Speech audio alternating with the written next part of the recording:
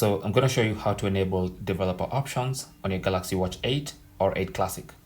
So simply swipe down and tap on settings.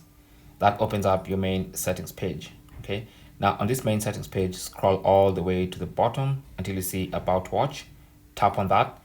And then under About Watch, go to Software Information. Tap on that. And then you should see Software Version. So you want to tap on that about 7 times. And then you should see Developer Mode turned on. Now once you see that, you want to move back a couple of steps until you get to the main settings page. And now you should see Developer Options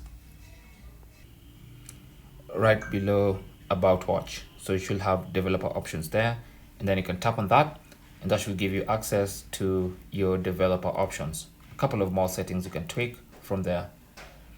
Thanks for watching. Don't forget to like and subscribe. And if you have any comments or questions, you can talk to us down in the comment section. Good luck.